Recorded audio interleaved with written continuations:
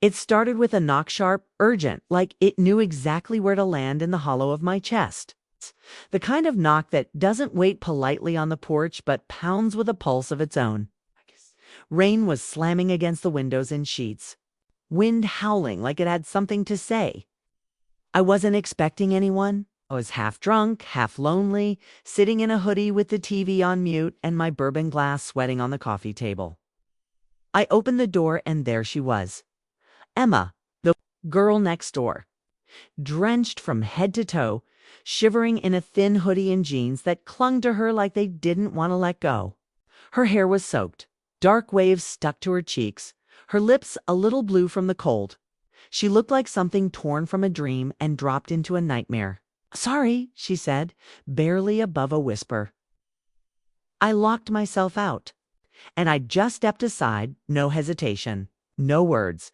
I let her in because how could I not? She walked past me, dripping water on the hardwood, hugging herself tight. She didn't look at me right away, just stood there in the middle of my living room like she wasn't sure if she should breathe. I grabbed a towel and handed it to her, but her hands were shaking too much to hold it steady. I helped her slowly, carefully draping it over her shoulders, catching the scent of her through.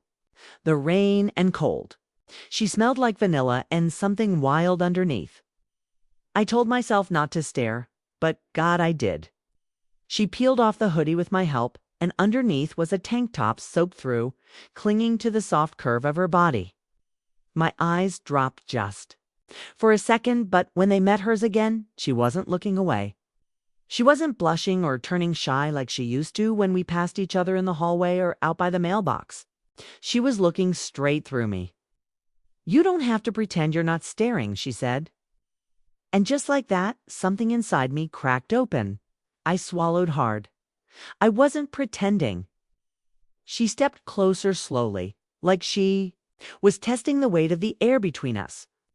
Her eyes were so full of something I didn't have a name for yet. Fear? Maybe. Hunger, loneliness wrapped in courage. She reached out and touched my arm. Just her fingers, just enough. "I didn't come here just because I got locked out," she said. My breath caught. "Then why did you?" She didn't answer. She just leaned in and kissed me, soft at first, like she was asking. And then again deeper, like she was telling. I kissed her back, and everything else, the storm, the cold, the damn bourbon still sweating on the table, just faded. There was only her mouth and the heat rising between us like we'd both been walking through fire to get here. Her hands found the hem of my shirt, tugging it up slowly, testing me. I let her take it all. The hours that followed were a blur of skin and gasps and whispered names. She tasted like rain and something sweeter, something sad. Her body moved like it knew exactly where it belonged. We didn't rush. We felt every touch lingered. Every kiss said something we hadn't dared to speak out loud. When it was over, if it ever really was, we lay tangled in the blankets, breathless and a little broken open. Her head on my chest, fingers tracing circles on my skin. The rain was still tapping the windows, but it felt farther away now, softer. Somehow I looked at her, at the way she curled into me like it was the only place she'd ever felt safe. And I asked, "Are you okay?" She didn't answer right away. She just held on tighter. "I don't want to go home," she whispered. I nodded. "Then don't." And she didn't. Not that night. Not the next. For a while, it felt like maybe we'd both been waiting for this without even knowing it. But looking back, I should have known the storm didn't stop at the door. It followed her in. It always had. I just didn't see it yet. All I knew then was that the girl next door had come over wet from the rain, and somehow everything in me said, let her stay. The first few days with Emma felt like living inside a movie I never thought I'd get to star in. She stayed just like she said she wanted to, and everything about it felt dangerously good. Like something we weren't supposed to have, but took anyway. We cooked simple things together, more burned than not, but laughed through it. She danced, barefoot in my kitchen, twirling in one of my old t-shirts like she belonged there, like she'd always been there. Every night we'd crawl into bed, tangled up in each other, her skin warm against mine, her head on my chest like it was the only place she ever wanted to rest. It was easy to forget the rain that had brought her to my door, easy to pretend this was the beginning of something whole. But it never really was it? Little cracks started to form in the corners of our perfect picture. Hairline fractures in the way she avoided certain questions, or how her phone would buzz and she'd immediately silence it, eyes going dark. I told myself not to press her. I wanted to be the place she could breathe, not the reason she tightened up again. But it gnawed at me, the way she jumped at loud noises. The way she kept one eye on the front door even when we were curled up on the couch. And the way she wouldn't talk about where she came from? Not really. I asked her once, late one night, when we were lying in bed and I could feel her heart pounding under my hand. "Emma, is there someone out there looking for you?" She didn't move for a long moment. Then she whispered, "Not anyone I want to find me." That should have been enough of an answer. Maybe it was, but it also wasn't. I started to notice how she never stayed outside for long, never walked the neighborhood or checked the mail herself. She wore her hood up even on warm mornings. She didn't even want to open the blinds. It wasn't fear exactly, it was survival. Stringer said the word running, but I knew that's what she was doing. And I didn't care. Should have, but I didn't. I just wanted her to feel safe. I wanted to be her safe place. That was all I thought I needed. One night, I found her in the bathroom, curled up on the floor with the water in the sink running, full blast to hide her crying. My chest cracked open seeing her like that. I knelt beside her, tried to touch her, but she flinched like I was fire. "Emma," I said, barely able to get the word out. "Talk to me." Her voice was raw. "You don't want to know. You'll look at me differently. Try me," I said. But she just shook her head and leaned into me like she was trying to disappear. That night, we didn't just make love, we clung to each other like drowning people. Her kisses were wild, desperate. She kept whispering my name over and over, like maybe that would keep her anchored here, in this life, in this moment. And I let her take whatever she needed. I gave her all of me without asking for anything back because I trusted her. Because whatever shadows she carried, I believed she was trying to outrun them. And in some twisted way, it made me feel needed in a way I hadn't felt in years. She made me feel like I mattered. She didn't just take up space in my apartment, she filled it. My shirts started disappearing into her drawers. Her toothbrush lived next to mine. Her voice became part of my mornings. She even started calling my place home in little casual ways. "Should we get something for our bathroom? Do you think we should move the couch?" Every time she said it, I'd feel that rush in my chest, like maybe this thing we had could actually last. Maybe we could build something real out of the wreckage. But part of me deep down, in the quiet moments when she was asleep and I was just staring at the ceiling, knew it couldn't be that simple. She was too careful to alert. It's the way she clutched her phone when it rang. It's the way her eyes darted to the windows when she heard a car pull up. She never let herself relax completely. And as much as she loved me, God, I knew she did, there was still some part of her I couldn't reach. Some locked room inside her heart that she wouldn't open, no matter how many nights we spent wrapped around each other.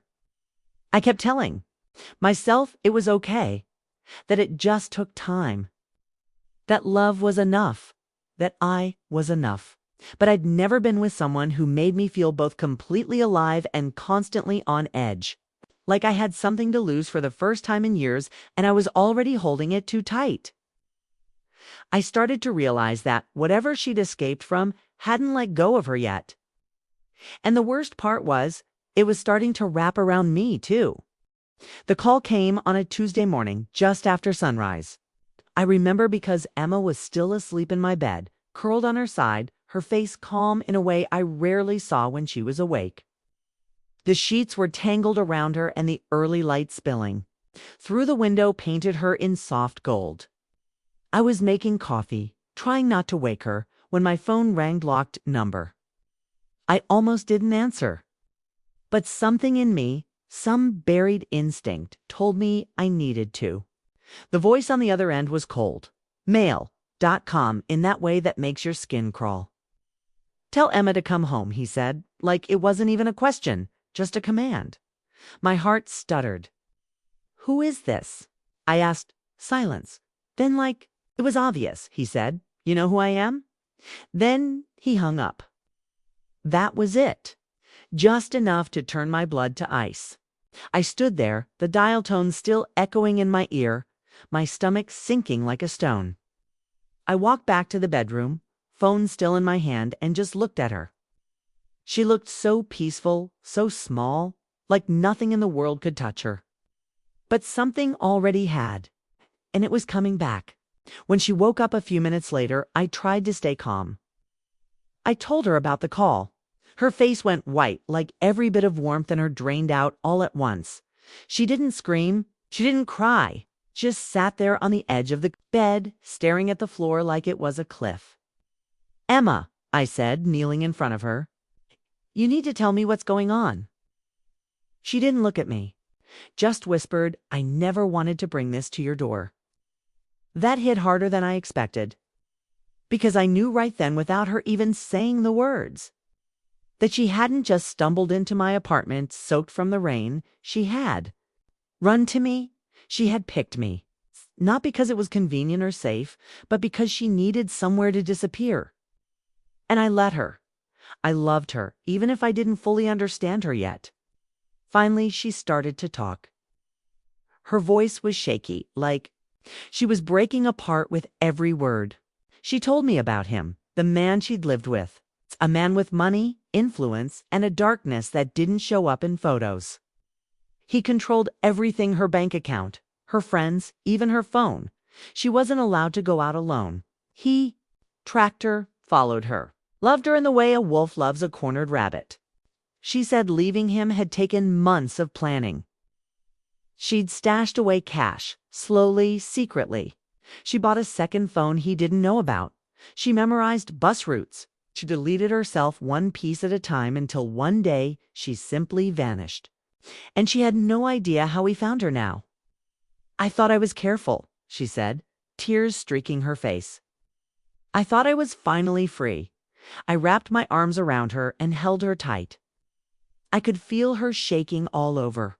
She kept whispering, I'm sorry, I'm so sorry. I never meant for you to get dragged into this. Scott, I could say was, you're not alone anymore. But inside, I was reeling. I wanted to believe I could protect her. That love was strong enough that we could keep pretending this tiny world we'd built could somehow hold out the storm knocking at the windows. But fear was starting to settle in, not just for her. For me, too. I didn't know who this man was, what he was capable of. If he had her number, her location, mine, what else did he know? I started checking the locks twice. I didn't sleep much, kept a bat by the bed. I watched every car that passed the house, every stranger on the sidewalk. Shh, Emma noticed. She tried to hide how scared she was, but it showed in the way she barely ate, in how she jumped at sudden noises, in how she kept her phone clutched in her hand like it was a lifeline and a threat all at once. One night, I caught her trying to leave. She thought I was asleep, but I heard her packing in the dark. I got up, heart pounding, and stopped her by the door. Don't, I said. You don't have to do this alone. She broke down then, right there on the floor in the entryway, sobbing so hard I thought she might shatter. If I stay, she said, he'll hurt you. I can't live with that. And I told her, eyes burning, voice shaking, let him come. I'm not afraid. Of him, it was a lie, and we both knew it. But it was the only truth I could give her in that moment. I wasn't brave, I wasn't strong, but I loved her. And I was already in too deep to walk away. We stayed up that night, holding each other, silent and raw. No more pretending. No more borrowed time. We were waiting now, not for peace, but for whatever came next. Asterisk, it ended the way storms do, loud, fast, and with something broken left behind. It was only 3 days after Emma told me everything. 3 days where I barely let her out of my sight, where every knock at the door made my chest seize, and every unfamiliar car made me wonder if he was already here. But nothing came, just silence. Calm that wasn't peace, just pressure before the break. And then, on a rainy Thursday afternoon, the kind that made everything feel like it was on pause, it happened. I was at the store. I only left for 20 minutes. She kissed me at the door, her hands holding my face like she was memorizing it. I didn't realize what that kiss meant until I got home. The door was open just slightly. My gut twisted instantly. I called out her name. No answer. The apartment was too quiet, untouched. But her bag was gone, her jacket. The burner phone she always kept in her back pocket. She had left me, just like that. No note, no goodbye. Just gone. I sat on the floor in the kitchen, staring at the towel still hanging over the back of a chair. From the morning, and felt the kind of hollow that swallows you whole. I kept thinking maybe she'd come back. That this was some mistake or a trick to protect me. But deep down, I knew she didn't run from danger this time. She ran toward it, toward him. And not because she wanted to, 'cause she had to. Maybe he found her. Maybe he gave her a choice. Maybe he said, leave him, or I'll make him disappear.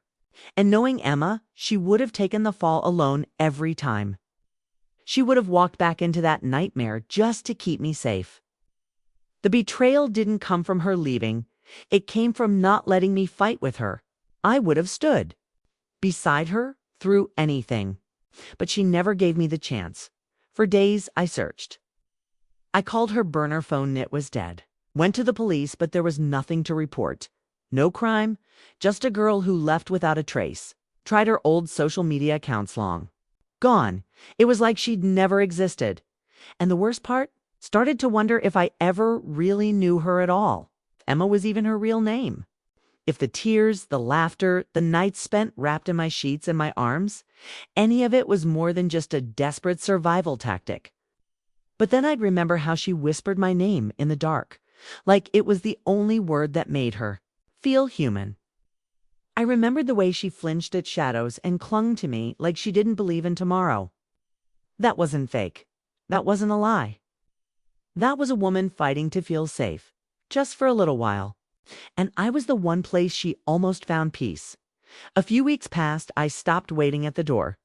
I stopped jumping every time my phone rang. But the ache never left.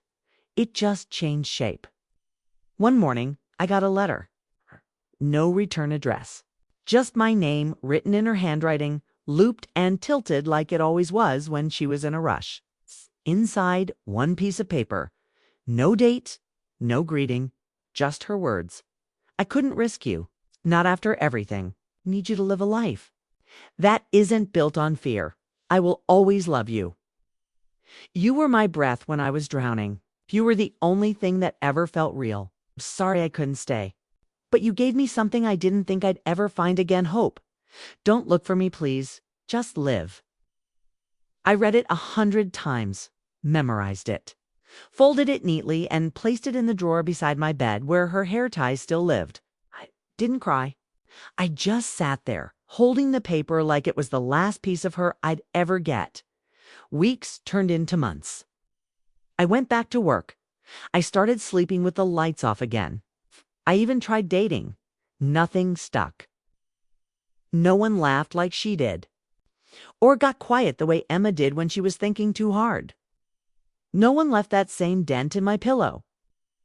She haunted me not like a ghost, but like a song you hear once and then hum for years without realizing.